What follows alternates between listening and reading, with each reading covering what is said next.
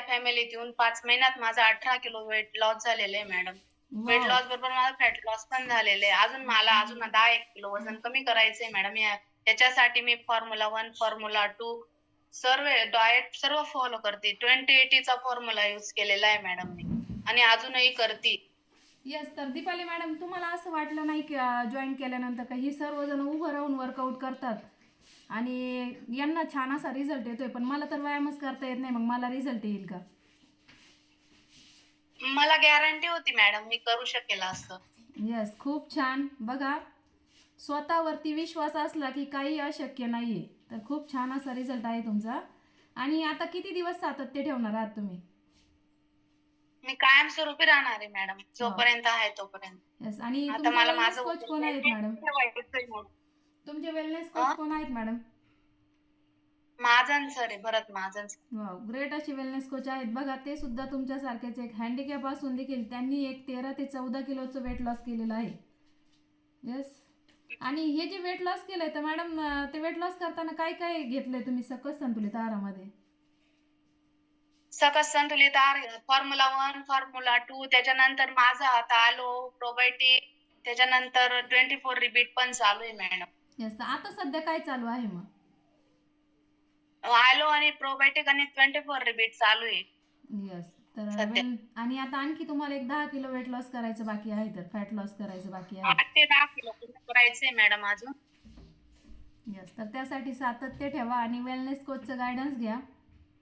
Yes. हो madam, मी wellness कोचला मला दिवसातून मी 1 किंवा 2 वेळा मी रोज कॉल करते.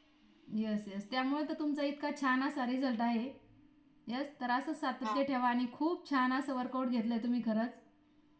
येस. मॅडम माझे स्टेप काही काहींना समजत होत्या, काही काहींना समजत नव्हत्या. त्याच्यामुळे सॉरी बरं का. नाही, सॉरीचा काही विषय नाही मॅडम. तुम्ही हिंमत दाखवताय की मी करू शकते. आता बघा, ज्यांना स्टेप समजत नाही पण त्यांना उभं पण राहता येते आणि स्टेप पण करता येतात, पण ते हँड नाही करू शकत ना.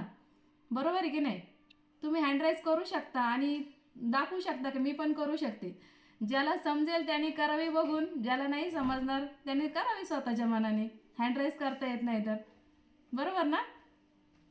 ते आहे बुवा.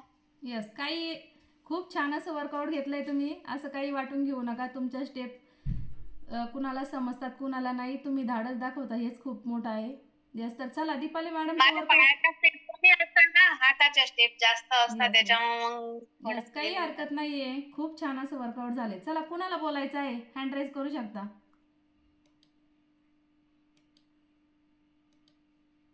Hello, good morning. Good morning. Deepali ताईंसाठी हँड रेस केला मी, की त्यांनी खरंच खूप सुंदर वर्कआउट घेतलं.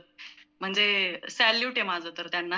येस. मला खूप आश्चर्य वाटलं, की बसून पण वर्कआउट होऊ शकतं. खूपच छान घेतलं आणि बघा दीपाली ताई, थँक तुम्ही यू. म्हणता ना माझ्या स्टेप हां. काहींना समजत नाहीये. खरंच सलाम आहे. मला तर पहिल्यांदा मी बघितलं त्यांना खुर्चीवर बसून वर्कआउट घेताना म्हणजे खूपच आश्चर्याची आणि खूप मोठी आणि महत्त्वाची गोष्ट आहे ही खरंच.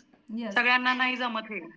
त्यांना म्हणजे उभं पण राहता येत नाहीये, तरी पण त्या नेहमीच कुणी वर्कआउट घ्यायला तयार नसेल तर त्या नेहमीच हँड करतात.